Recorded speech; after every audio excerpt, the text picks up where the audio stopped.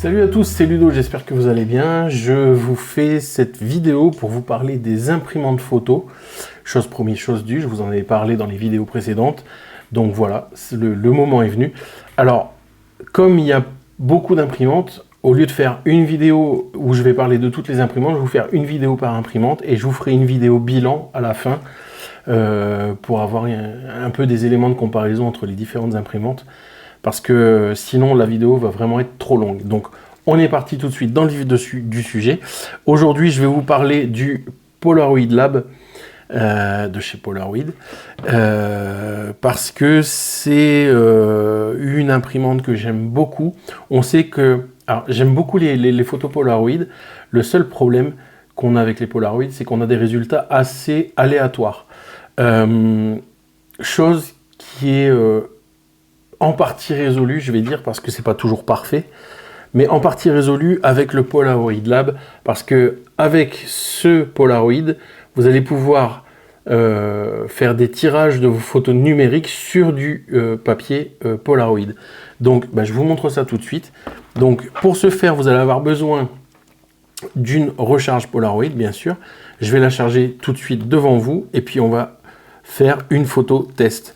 Donc je ferai la même photo sur toutes les imprimantes, comme ça, dans la vidéo de conclusion, je vous montrerai toutes les photos côte à côte, et puis vous pourrez voir les différences de qualité, les différences de restitution de couleurs, etc. Donc c'est parti. Donc ce genre de film chez Polaroid, c'est des recharges c'est des cassettes de 8 photos.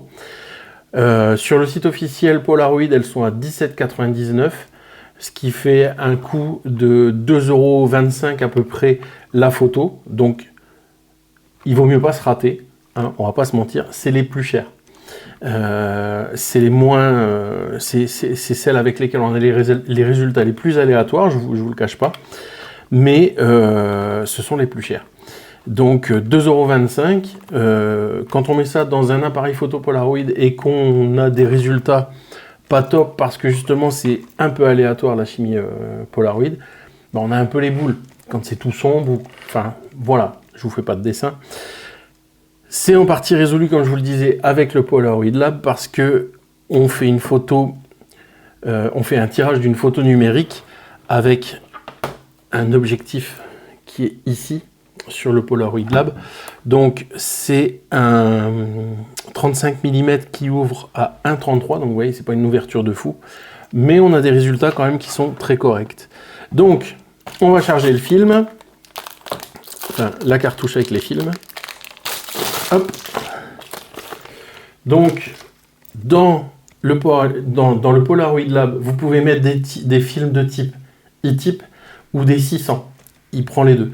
Je vous montre sur la boîte. Là, c'est du e-type. Et vous voyez, ça nous dit avec quoi c'est compatible. Donc, les e-type, on peut les mettre dans les caméras récentes, donc les appareils photo récents Polaroid qui sont dits e-type. Dans le Polaroid Lab, par contre, on ne peut pas le mettre dans les anciens appareils photo Polaroid parce que sur les anciens Polaroid, on a l'alimentation qui est dans la cartouche qu'on n'a pas sur les e-type.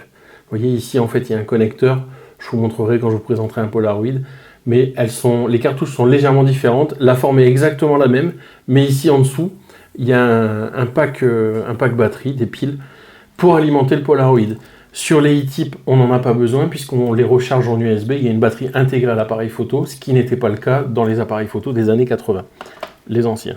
Donc c'est parti, pour charger, vous ouvrez le Polaroid Lab, vous mettez votre cartouche à l'intérieur, bien au fond, hop, vous refermez et il vous sort le petit carton de protection qui protège les tirages.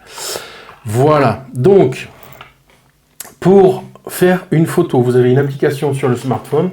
Alors je vais vous faire une capture de mon écran pour que vous puissiez voir comment ça se passe. C'est assez simple. J'en voulais encore. Hop. Alors, comment on enregistre l'écran déjà là-dessus? Toc, toc, toc, c'est ici. Voilà, j'enregistre mon écran. Donc, vous avez l'application Polaroid. Décidément, j'ai du mal aujourd'hui. Tac. Vous lancez. Et vous avez en bas à droite, caméra. Vous allez dessus et là vous voyez le Polaroid Lab. Tac. Ici, vous pouvez choisir le format de votre photo, donc single, double. Vous pouvez faire une photo sur 2 images. Alors à 2,25 €, réfléchissez bien, il faut vraiment que l'effet vaille le coup. Hein. Triple. Ah, là on est toujours dans les doubles. Après vous pouvez faire du triple avec différentes images. On peut faire avec 4. Donc qu'est-ce que ça donne quand on fait ça? Je vais vous montrer. Si je prends 4, voilà, je prends la photo que j'ai choisie, tac, suivant. Et voilà, ça vous fait une espèce de puzzle avec 4 images pour faire une seule photo. Donc bon, ça peut avoir son utilité. On peut le faire en 6. On peut le faire en 9. Donc encore une fois, 2,25 € la photo. Il faut que le montage soit vraiment sympa. Là, on va se contenter d'une simple. Voilà, j'ai fait une très jolie photo de moi. Je plaisante. Pour l'exemple. Donc, très important, quand vous allez faire un tirage sur le Polaroid Lab, étant donné qu'il va faire une photo de votre écran, pensez à vous mettre en ne pas déranger. Tac, on va se mettre en ne pas déranger. Je vais mettre ne pas déranger tout simplement. Et vérifiez que votre écran est bien à fond au niveau luminosité et que tout ce qui est True Tone, etc., Night Shift, soit désactivé pour ne pas dénaturer les couleurs de vos photos. Donc moi, normalement, c'est le cas, mais je vous montre. Vous voyez, le Night Shift, ça donne un côté... C'est pour éviter de fatiguer les yeux. Le True Tone, ça change pas grand-chose. Et après, on a le mode sombre. Voilà, donc là, tout est bien désactivé. On est prêt pour faire la photo. Donc, il nous reste à allumer le Polaroid Lab en appuyant sur le bouton qui est sur le côté. Tac. Il s'allume. Donc, vous avez des voyants ici. Vous avez ici, je vais enlever le couvercle, le nombre de photos qu'il vous reste à prendre. Donc là, c'est une cartouche neuve, donc on en a 8. Au-dessus, vous avez l'objectif. Un petit capteur pour placer le téléphone. Donc on est parti, je vous montre ça tout de suite. On va faire le tirage. Tac, suivant. Donc là, il nous rappelle de désactiver le Night Shift, le True Tone. Oui, les paramètres sont bien désactivés. Et là, vous voyez, vous avez un guide avec 2 points en dessous de la photo qui correspondent à ces 2 points-là. Il faut les mettre en phase avec ceci pour pouvoir faire le tirage. Donc on est parti. Je vais les mettre en phase. Toc. Et quand vous avez le petit signal que vous venez d'entendre, vous appuyez sur le bouton. J'ai oublié un détail. Il faut enlever la coque parce que sinon ça fait une épaisseur. Alors je vais enlever ma coque. Excusez-moi, on ne peut pas penser à tout.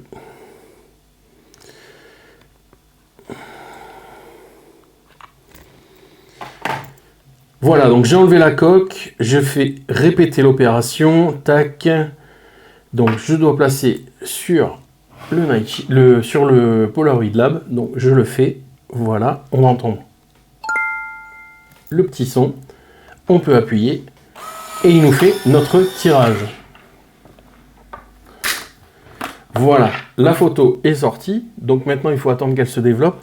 Donc inutile de secouer. Alors je sais pas pourquoi, mais il y a beaucoup de gens qui, quand ils font des photos Polaroid, quand elle est sortie, ils la secouent, ils la gardent à la pleine lumière. Idéalement, il faut la mettre dans le noir ou dans une poche, ou enfin voilà, il faut éviter la lumière directe le temps du développement, pendant 10-15 minutes, pour avoir les meilleurs résultats. Alors, encore une fois, à 2,25 € la photo, essayez de respecter ça, parce que si en plus vous voilez l'image à sa sortie, ce serait bien dommage.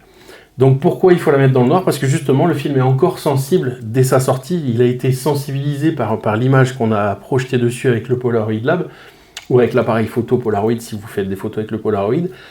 Mais il est sensibilisé avec l'image qu'on lui a mis, mais à la sortie, il est encore un petit peu sensible. Il faut attendre un petit quart d'heure, 10 minutes, un quart d'heure, pour que le développement soit terminé et qu'il ne soit plus sensible à la lumière. En tout cas, beaucoup moins. On verra que dans le temps, avec les années, ça peut encore bouger, mais il faut du temps. Donc là, on attend et je vous montre le résultat juste après. Alors pendant que ça se développe, je vais vous montrer quand même quelques petites options que vous avez dans l'application. Donc si vous cliquez sur les trois petites barres avec les 3 petits points en haut à droite à côté du point d'interrogation, vous pouvez ajuster l'exposition des photos. Si vous voulez qu'elle soit, si vous trouvez que c'est trop sombre, vous en faites une première, elle est légèrement trop sombre. Vous pouvez augmenter jusqu'à 3 l'exposition. Alors j'arrive plus à le diminuer, voilà. Et vous pouvez, si c'est trop clair, diminuer l'exposition. Voilà. Ensuite, vous pouvez modifier la saturation des couleurs si vous le souhaitez. Si vous trouvez que les couleurs ne pètent pas assez à votre goût, vous pouvez augmenter ou diminuer la saturation. Donc ça vous dit de déplacer le curseur vers la droite pour augmenter la saturation des couleurs ou vers la gauche pour diminuer. En règle générale, on le laisse au centre, donc à 50. Toc. C'est le réglage normal. Le code d'accès aux médias AR, je ne sais pas ce que c'est. Je vais me renseigner et si je trouve, je vous dis ça en fin de vidéo. Color film, est-ce qu'on a d'autres choses? Voilà, là on peut spécifier le type de film qu'on met dedans. Donc ça peut être sympa. Vous voyez que si vous faites du duochrome, un film incorrect produira des résultats indésirables. Donc c'est plutôt important de bien choisir le film que vous mettez dedans. Si c'est du noir et blanc, du couleur ou du reclaim, du duochrome. Alors duochrome, il y a du jaune, il y a du vert, il y a du bleu. Il y a eu du rouge, il y a eu du rose, on n'en trouve plus. Je crois même que les autres couleurs, c'est fini aussi. Mais voilà, pour optimiser le résultat, il faut lui spécifier le bon type de film. Sinon, vous risquez d'avoir des résultats en dessous de ce que vous auriez pu obtenir si vous aviez choisi le bon type de film. Voilà, choisissez. Alors, pendant que ça termine de se développer, surtout avant de l'utiliser, pensez à vérifier que votre optique est propre. Quand vous avez terminé d'utiliser votre Polaroid Lab, n'oubliez pas de remettre le couvercle. Ça protège de la poussière. Évitez de mettre vos doigts sur l'optique. Alors, je dis ça, ça paraît évident, mais voilà, faites attention si vous avez des enfants, ils pourraient avoir envie de toucher par curiosité. Et donc, pour l'éteindre, vous avez juste à rappuyer, hop.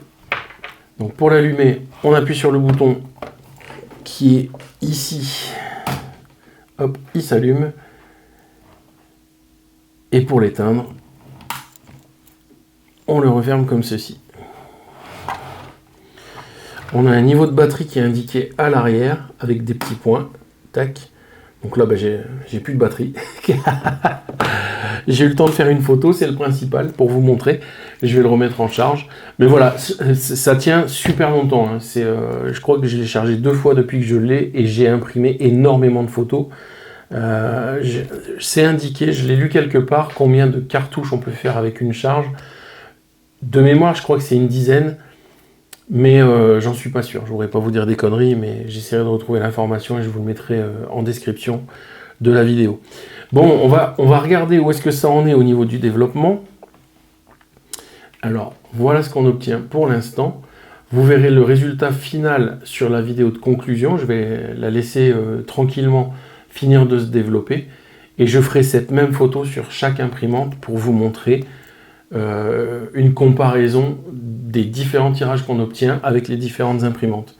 Donc voilà, cette imprimante Polaroid Lab, vous la trouvez sur le site officiel de Polaroid, mais aussi sur Amazon. Je tiens à préciser que ça c'est la mienne, je l'ai achetée, on ne me l'a pas envoyée, il n'y a pas de partenariat, il n'y a pas de sponsoring ou quoi que ce soit, c'est pas rémunéré, c'est mon imprimante que je vous présente, c'est un retour utilisateur. Donc ça on le trouve, comme je vous disais, sur le site officiel Polaroid, mais aussi sur Amazon. Vous pouvez le trouver aussi dans les grandes surfaces. Je l'ai vu chez Leclerc, je l'ai vu chez Carrefour, je l'ai vu chez Auchan, je l'ai vu à la Fnac, je l'ai vu chez Darty. Donc vous pouvez la trouver assez facilement. Et pour son prix, vous êtes autour de 114 € en fonction de l'endroit où vous allez acheter. Je pense qu'il y aura peut-être des promotions pour Noël. Donc si c'est le genre de cadeau que vous voulez faire pour Noël, ça plaît énormément. Et il y aura peut-être des opérations au niveau du tarif. Voilà, c'était la première vidéo sur les imprimantes photo. Donc la première, c'était le Polaroid Lab. J'espère que cette vidéo vous aura plu. Si c'est le cas, n'hésitez pas à mettre un petit pouce, à vous abonner, parce que ça m'encourage à continuer. Et moi, je vous dis à très bientôt en vidéo, en live ou en vrai. Salut!